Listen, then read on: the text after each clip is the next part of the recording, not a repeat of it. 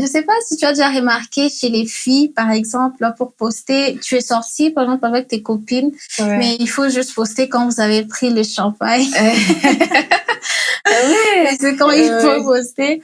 Et honnêtement, ça vient des insécurités parce que si tu as pris ton coca ou si tu as même pris de l'eau, déjà, l'eau, c'est bon pour la santé. Si tu as pris de l'eau et tu n'es pas à mesure de poster quand tu as pris de l'eau, mais seulement quand tu as pris.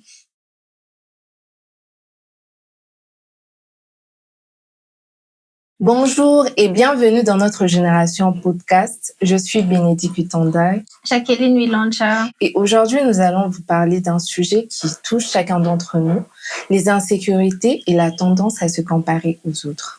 Dans un monde hyper connecté, il est facile de se retrouver piégé dans le cycle de comparaison, que ça soit sur les réseaux sociaux, dans notre cercle d'amis ou même au travail. Nous sommes constamment exposés à des images de perfection et de réussite et cela peut engendrer en nous des sentiments de doute et d'insatisfaction. Dans cet épisode, nous allons parler des origines de ces insécurités, comment elles se manifestent dans notre quotidien et surtout comment nous pouvons faire pour nous en libérer. Alors, installez-vous confortablement et rejoignez-nous pour ce voyage vers une meilleure compréhension de nous-mêmes. Selon toi, quelles sont les origines de ces insécurités? Déjà, il faut chercher à comprendre c'est quoi les insécurités. Je pense que ce sont des sentiments de doute ou d'incertitude sur soi-même, mais aussi les insécurités ont souvent origine dans l'enfance. L'éducation ou peut-être l'environnement familial ou des expériences vécues dans l'enfance jouent un grand rôle dans le développement des insécurités. Par exemple, pour un enfant qui a été critiqué dans son enfance ou qui a reçu peu de découragement, peut facilement grandir avec ces sentiments-là et avec ses doutes sur ses capacités. Mais aussi, je pense que la surprotection des parents peut aussi être à l'origine des insécurités parce que ça rend l'enfant dépendant des parents. Et ce sont des sentiments qui sont renforcés par la comparaison sociale. Surtout que, je pense qu'il y a beaucoup de situations courantes qui déclenchent ces sentiments d'auto-comparaison. Moi, je pense que les réseaux sociaux encouragent cette culture de comparaison où les utilisateurs mesurent leur valeur personnelle en fonction de likes, des commentaires ou de nombre d'abonnés. Je pense que cela peut avoir un impact sur notre estime. Nous avons cette pression constante qui incite les gens à changer leur comportement, à changer même leur apparence pour être acceptés des autres. Et moi, j'aimerais dire aux gens, sur les réseaux sociaux, on partage des moments soigneusement choisis. Chacun partage ce qui est parfait. Ouais, nous avons souvent constamment, nous sommes exposés constamment à des images de réussite, de corps idéaux, de vacances. Il y a des corps parfaits, tout ça.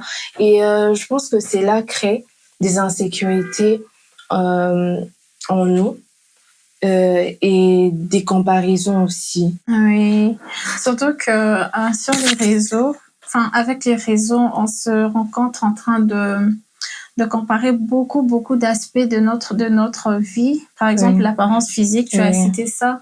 Je sais pas si tu es mince, je sais pas, on compare le poids, on compare le teint, on compare même le style vestimentaire.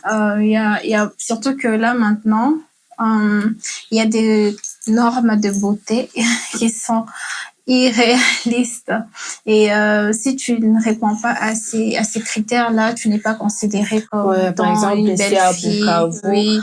Les belles filles sont brunes. Brune, oui. Donc ça, Ça nous incite d'un côté goûter un choco, alors que c'est pas bien pour la peau. Pour la peau, Donc, oui. oui.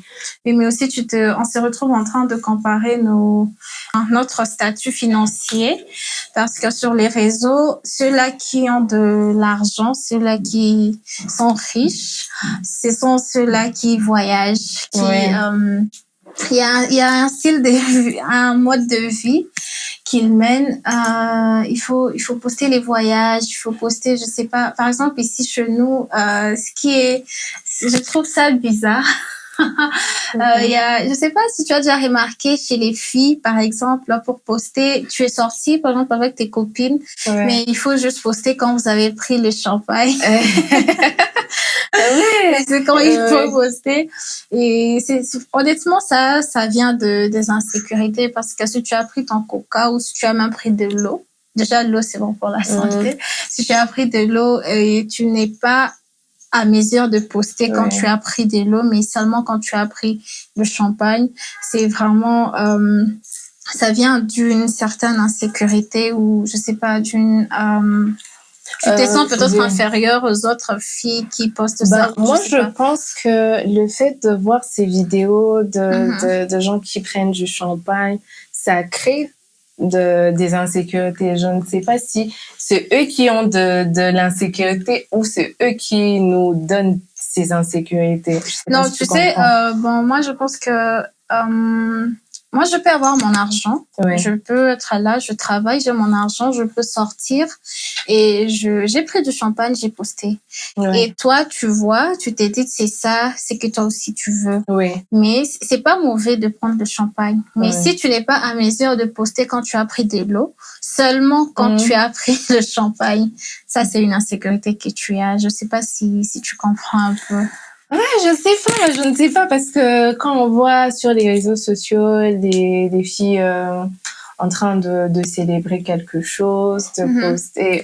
Non, tu sais, en soi, prendre le champagne, ce n'est pas mauvais. On peut célébrer, ce n'est pas mauvais. Mais si tu te retrouves dans une situation où tu ne t'acceptes pas comme tu es, quand tu prends seulement le champagne, c'est quand tu montres aux gens. C'est quand je sais pas, mais quand tu es, quand tu n'as pas pris ça, tu ne peux pas poster. Donc, je sais pas. Moi, je pense que c'est ça la définition des réseaux. C'est exposer sa vie. Quand tu es sur les réseaux tu exposes sociaux, ta vie, mais expose ta vie même quand tu prends de l'eau, expose ta vie même quand tu prends le champagne, expose ta vie. Mais si tu te rencontres dans cette situation-là, tu ne peux pas faire ça à cause de, tu peux pas poster ça à cause de, on va te juger, on va penser que toi tu n'as pas d'argent, toi tu n'es, je sais pas quoi. Ça, ce sont des insécurités. Clairement, ce sont des insécurités. Il y a une autre chose, on compare souvent nos relations amoureuses parce que sur les réseaux, tout le monde a des fleurs chaque jour. Sur les réseaux, tous les couples sont parfaits. Tous les couples sont parfaits sur les réseaux et par exemple, il y a deux couples qui voyagent, il y a des couples, je sais pas, on t'offre une voiture, enfin, quoi que ce soit.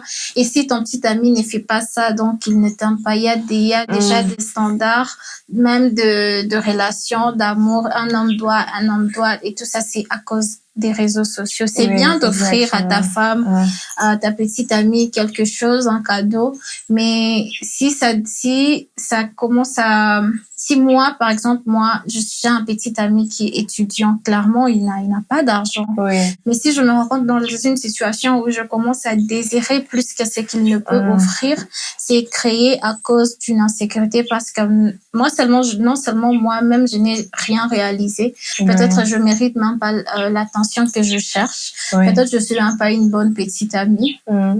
Mais je veux des traitements là excessifs et c'est que j'ai vu sur les réseaux, c'est que j'ai vu quelqu'un d'autre a posté. Je sais pas si la personne l'a mérité ou pas, mais j'ai quand même vu ça. J'ai vu ça quelque part et en moi, si je me retrouve dans une situation où par exemple je commence à exiger à mon petit ami ou à mon mari de faire ce que j'ai vu sur les réseaux, là ça vient directement d'une insécurité. Moi, je pense que oui, clairement, ce que tu as dit, c'est vrai. Mais je pense que l'entourage aussi, parlons de réseaux sociaux, parlons de ces insécurités, je pense que l'entourage aussi joue un grand rôle dans ça. Parce que on ne voit pas tout sur les réseaux. On voit tout sur les réseaux sociaux. Quand on parle de réseaux sociaux, on voit WhatsApp, on voit Insta, TikTok et tout ce qui suit. Et je pense que les réseaux sociaux encouragent cette culture de comparaison où les utilisateurs mesurent leur valeur personnelle en fonction de likes, des commentaires, des nombres d'abonnés. Et je pense que cela a un impact sur notre estime. Et il y a cette pression constante qui incite les gens à modifier leur comportement ou leur apparence pour être acceptés des autres. Et sur les réseaux sociaux, chacun partage des moments soigneusement choisis, embellis de sa vie.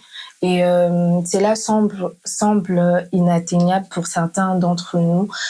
Beaucoup des internautes partagent des corps idéaux, de voyages parfaits, des couples aussi parfaits, qui incitent nombreux d'entre nous d'envier et cela crée ces sentiments de doute, d'insatisfaction et c'est ce qui est à la base des imperfections, des insécurités. Et moi, je pense que selon moi, les réseaux sociaux ne sont pas mauvais en soi. Tu peux poster, oui, mais on se rencontre souvent dans des situations parce que tu peux poster, tu as voyagé, tu n'avais pas eu une mauvaise intention derrière ton post, non. Mais cela peut créer en moi cette envie-là de faire la même chose. Et je pense souvent, on se rencontre dans des situations où on est en train de comparer beaucoup d'aspects de notre vie. Par exemple, l'aspect physique. Pour l'aspect physique, tu vois, certains comment dire, il y a certaines peaux sont privilégiées plus que les autres. Par exemple, ici chez nous à Bukavu, pour être très belle, il faut être brune. La taille, le poids, sur les réseaux, il faut être skinny, il faut je sais pas quoi. Et on se rend compte dans des situations où tu fais tout pour plaire à, je sais pas, aux gens qui vont voir. Et à part l'apparence physique, on se rencontre en train de comparer aussi nos réalisations académiques ou professionnelles sur les réseaux sociaux. Tout le monde a un titre. Tout le monde a un titre. Si tu entres si tu visites beaucoup des pages Instagram, tu vas voir tout le monde est CEO. Même si la boutique avait fermé il y a 10 ans, tu es toujours CEO juste parce que tu veux ces titres-là sur ton profil. Tout le monde a fait le master, tout le monde a étudié je sais pas quoi. Et des fois, il y a des gens, tu vois, même dans la vie réelle, ce n'est pas ce qu'il a mis sur les réseaux, les titres qu'il a mis là, c'est vraiment faux. Mais juste pour avoir ces titres-là, il y a aussi, il y a une autre chose, je pense aussi notre statut financier, comme tu l'as dit. Les gens riches sont ceux-là qui voyagent, sont ceux-là qui, je sais pas, postent des voyages parfaits. Il y a un mode de vie qu'il faut vivre pour être riche sur les réseaux. Il faut poster les champagnes, il faut je sais pas quoi. En soi, ce n'est pas mauvais de prendre, mais si tu te retrouves dans une situation où tu fais ça pour les réseaux, tu veux juste pour montrer aux gens que toi aussi tu peux faire ça, là c'est déjà une insécurité que tu as. Il y a aussi on compare nos relations, surtout nous les femmes, nos relations, même amicales, même amoureuses, parce qu'il y a sur les réseaux, toutes les relations sont parfaites, tout le monde reçoit, je sais pas, les fleurs, je sais pas quoi. C'est bien, oui, de recevoir tout ça, c'est pas mauvais. Mais si tu commences à te sentir obligé ou si tu te sens obligé de faire ça pour ta petite amie parce que tu as vu ça sur les réseaux, ou même si moi, personnellement, en tant que femme, commence à exiger à mon mari ou à mon petit ami de m'offrir ce qu'il n'a pas qu'il n'en aura pas, mais pour le moment, il n'en a pas encore. Par exemple, si tu as un petit ami qui est étudiant, vous êtes tous les deux étudiants, il ne travaille pas, mais tu veux qu'on t'offre une voiture, ce n'est pas normal. Et cette envie-là, elle est accentuée à cause des réseaux sociaux. Les réseaux sociaux en soi ne sont pas mauvais, non, mais il faut vraiment faire attention de ce qu'on consomme sur moi, les je réseaux. pense que les réseaux sociaux détruisent aussi des relations parce que, sur les réseaux sociaux, il y a des couples parfaits, comme tu l'as dit, et on veut reproduire la même chose, mais on ne sait pas ce qui se vit dans ce couple-là, on ne sait pas la réalité de ces personnes-là, mais tu vois une photo, tu veux reproduire exactement la même chose, tu ne sais pas des efforts qu'ils ont fournis pour en arriver là en tant que couple. Et je pense que ce sont des insécurités. Et il y a même des filles ici à Bukavu, elles ont peur, pas de montrer leurs bêtises amis. De peur que leur cercle, leurs amis ne jugent. Parce que ici, par exemple, beaucoup de filles, beaucoup de filles se disent non, moi je peux pas sortir avec un garçon de 20 ans, 25 ans. Non, je peux pas sortir avec un étudiant, je peux pas. Donc il y a cette pression sociale aussi qui nous pousse à choisir nos relations aussi. Parce qu'on se dit, si je fréquente telle personne, on dit ça sur lui, tu vois, Bukavu, c'est une petite fille. Oui, mais tu sais, tout cela est accentué par les réseaux, souvent, parce que si sur les réseaux, sur TikTok, sur Insta, il y a beaucoup de femmes qui encouragent les petites filles à avoir un certain type d'homme, peu importe, avoir un certain type d'homme. Et quand tu consommes ces genres d'informations, tu vas te rencontrer. Ce n'est même pas la réalité que tu vis. Par exemple, ici à Bukavu, chez nous, tu es encore en 6e ou je sais pas, en genre 1 peut-être. Et tu veux... C'est pas que c'est impossible d'avoir un petit ami qui travaille ou quoi, mais tu cherches à tout prix à avoir ces types d'hommes qui a été recommandé par une dame sur les réseaux. Donc, il faut vraiment faire attention parce que quand on consomme des informations négatives comme ça peut nous créer beaucoup de sentiments de frustration, d'envie. Je sais pas, tu vas te dire, tu seras en train de te critiquer constamment. Moi, je suis pas belle. Moi, je peux pas faire ça. Moi, je veux pas faire ça. Surtout chez nous, les femmes, mais aussi chez les hommes. Ils peuvent se sentir, non, moi, je suis pas riche. Moi, je suis pas je peux pas approcher cette dame, tout ça, Et ça crée des sentiments d'envie. Moi, si je veux ce qu'elle a, je veux ce qu'il a. Tu peux être frustré. Tu te rends compte dans une situation où tu te demandes pourquoi c'est elle seulement qui a cette vie. Pourquoi c'est lui seulement qui peut payer une voiture. Ça crée vraiment beaucoup de sentiments d'anxiété, de dépression et tout ça, c'est à cause, je pense en grande partie, c'est à cause des réseaux sociaux. Parce que même, je pense qu'il y a beaucoup de situations qui déclenchent ces sentiments-là d'insécurité ou d'autocomparaison, mais je pense en grande partie, c'est à cause des réseaux, parce que les réseaux, ça montre, ça accentue la chose. Oui, et je pense que, comme tu l'as dit, les réseaux, c'est la cause principale des insécurités. Et je pense que, d'une part, on vit pour les autres, donc on oublie notre nous-mêmes. Et cela peut être au détriment de notre bonheur. Genre, tu as suivi ça, tu veux ça, tu as un homme, il a l'argent, mais tu ne l'aimes pas. Mais juste pour alimenter ton compte, juste pour rester dans ton train de vie, tu sors chaque soir, tu es obligé de rester avec cet homme pour le réseau. Je pense que ça Ça affecte beaucoup de relations, en tout cas, beaucoup de relations. Souvent, les comparaisons que nous faisons ne sont ni réalistes ni pertinentes pour nos circonstances. Par exemple, souvent, on ignore que chaque personne a son parcours. Il y a des fois aussi, on ignore que nos objectifs et nos priorités sont totalement différents. Et dans les sens où, par exemple, tu veux être entrepreneur. Moi, je veux être bureaucrate.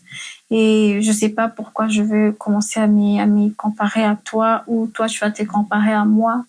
Il y a aussi, j'ai l'impression que souvent, on se compare à on a tendance à se comparer aux personnes qui vivent une vie totalement différente de la nôtre. Okay. On n'a pas les mêmes circonstances. Par exemple, peut-être on n'est même pas dans les mêmes pays. On n'a pas la même culture. Et des fois, je me dis aussi, il y a aussi les circonstances des vies qui sont, comme je l'ai dit, qui sont totalement différentes. Par exemple, il y a l'éducation ou l'environnement familial qui joue un grand rôle sur notre trajectoire. Et tu vois, des fois, on peut même être là, on a étudié dans la même école, on a reçu la même éducation, mais pour trouver un travail, tu peux trouver ce travail-là facilement à cause d'un réseau familial que moi, je n'ai pas. Et du coup, après, je commence à me comparer à toi et je commence à me dire que, bon, je commence peut-être intérieurement, je me dis, oh non, moi, je mérite pas ça. Je commence à développer des pensées négatives. Mais pourtant, c'est juste la vie. Ce n'est pas aussi, c'est pas ce que j'ai choisi. Je suis venue comme ça, sur ce monde, je suis venue comme ça. Et je me rencontre dans cette famille-là qui va peut-être me faciliter, qui va vraiment tout faire. Parce que comme on est là, je veux pas aller me comparer à la fille du président. Je sais pas. Oui, c'est pas que j'ai pas des compétences ou j'ai pas de non. Mais c'est juste la vie qui est comme ça. Moi, je pense que beaucoup de gens se concentrent plus sur le succès et oublient l'histoire complète derrière ce parcours-là. Je pense que beaucoup de gens veulent la facilité. Tu vois, surtout nous les jeunes. On voit sur les réseaux sociaux, tu as une vie parfaite, tu voyages, tu es stable financièrement, mais tu ne te demandes pas ce qu'il y a derrière ce post, derrière ces images, derrière, genre, tu te demandes pas comment il a fait pour en arriver là, mais tu veux te réveiller le lendemain. Toi aussi, tu es riche, tu es millionnaire, Mais aussi, j'ai l'impression qu'en parlant de ça, heureusement, tu as touché sur les postes là. Et tu vois, par exemple, on est là. Moi, je veux aller me comparer avec, je sais pas, Kim Kardashian, peut-être. Elle a un beau corps et tout, mais on sait tous que ce n'est pas un corps réel. Elle n'est pas née comme elle est. Et je veux avoir ces corps-là. Pourtant, ça, je sais pas, ça demande des millions pour maintenir ce corps-là. Ça demande des interventions médicales chaque fois, des chirurgies, je sais pas de quoi et quoi. Et après, quand je la vois, je commence à me dire que non, moi, je suis pas belle. Moi, je sais pas, j'ai pas un corps parfait. Et tout ça, c'est juste là pour créer ces insécurités-là, en nous-mêmes parce qu'on ne tient vraiment pas compte de ce qui est derrière. Selon toi, de quelle manière nous pouvons pratiquer l'autocompassion et l'acceptation? Je pense la première chose serait d'abord de changer son dialogue intérieur. Il faudra changer l'autocritique avec de paroles bienveillantes. Au lieu de dire, par exemple, je suis nulle ou j'ai échoué, il faudra apprendre à dire, j'ai essayé, je peux mieux faire et j'ai appris de cette expérience. Il faudra aussi accepter l'imperfection parce que personne n'est parfait et comprendre que l'échec fait partie du processus d'apprentissage, pardon. Mais aussi, il faudra développer une mentalité de croissance. Donc, chaque défi qui arrive, il faudra prendre ça comme une opportunité d'évolution. Je pense qu'il faudra aussi pratiquer la gratitude, hein, dans le sens où tu peux même noter, tu peux écrire tes qualités et je sais pas, tu peux t'applaudir si je veux dire ça. C'est que tu apprécies chez toi.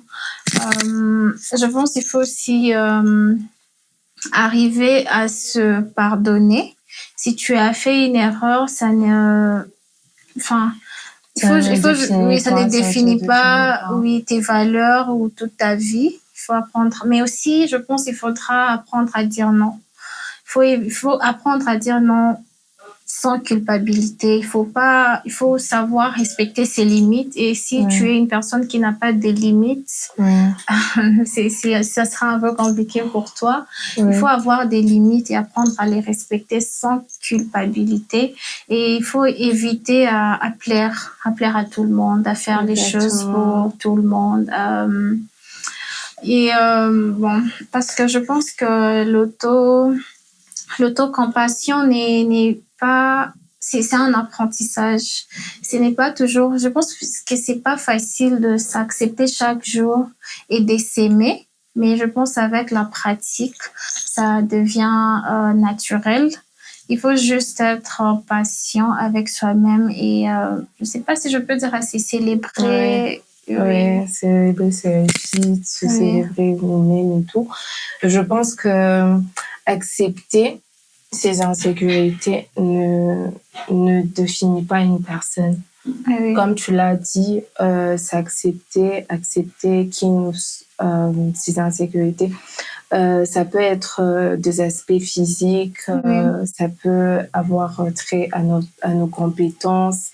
Accepter tout ça c'est pas facile, mais aussi je pense pour arriver aussi à s'accepter, il faut d'abord, tu vois, quand tu as vu quelque chose et tu désires et ça crée par exemple une insécurité au-dedans de toi-même, il faut accepter cette pensée-là d'abord sans la juger et y réfléchir peut-être.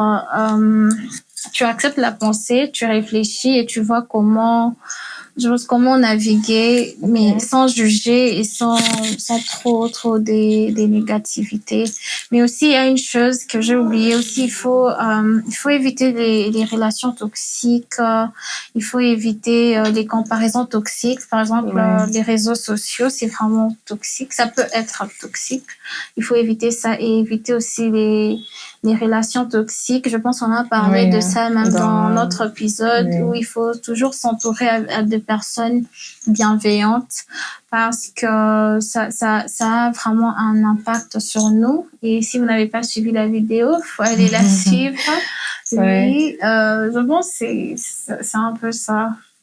Oui, je pense que les gens devraient arrêter de prendre les critiques à cœur. Je sais que dit comme ça, c'est difficile. Mais je conseillerais aux gens d'arrêter de prendre ces critiques à cœur et de ne pas tu sais, pour ne pas prendre une critique à cœur aussi, c'est pas facile parce que je pense qu'il faut d'abord il faut arriver à un point où comme j'ai dit, si tu pratiques la gratitude, si tu apprends à t'aimer, je pense à ce niveau-là, tu peux pas prendre les critiques. Même si on te critique, oui, tu vas prendre ça, mais ça ne va pas t'affecter. Tu vas te demander, par exemple, on m'a critiqué à cause de ça. Pourquoi on m'a critiqué? Tu regardes, qu'est-ce que je peux faire? Est-ce que c'est vraiment un aspect dans ta vie ou je sais pas. Mais c'est difficile de dire aux gens arrêtez de prendre les critiques à cœur. Comme tu l'as dit, ça demande c'est un processus qu'il faut faire. Comme tu l'as dit, la première étape, je pense, consisterait à prendre conscience de ces insécurités que ça soit nos aspects physiques, financiers, te dire je suis skinny, je suis... Oui, il faut s'accepter. Il faut s'accepter comme on est. Et je pense que la deuxième étape, l'acceptation, comme tu l'as dit, accepter ne signifie pas donner raison aux autres, mais vivre avec cette réalité. Vivre comme ça avec nos réalités. Mais aussi, si tu peux mieux faire, fais-le. Oui, exactement. Parce que ça ne sert à rien aussi bon, je sais pas, par exemple, pour quelqu'un qui est, par exemple, obèse et on sait que c'est pas bon pour la santé. Il faut pas juste accepter que non, je suis obèse et je reste comme ça. Il faut quand même prendre action, mange bien, fais le sport et tout, dans ces sens-là. Genre, faut prendre soin de son corps. Il faut aussi mettre ça en action. Oui, prendre soin de son corps, de sa santé physique, tout comme de sa santé mentale aussi. Donc, c'est un peu ça. Arrêter de prendre à cœur les critiques. On n'est pas responsable de ce que les gens peuvent penser de nous. Je pense que ce que les gens disent sur nous reflète leurs propres insécurités. Donc, voilà, nous sommes à la fin de notre épisode d'aujourd'hui et où nous avons parlé des insécurités et la tendance à se comparer aux autres. Et nous avons compris que ce sont des choses naturelles, mais elles ne doivent pas dicter nos vies.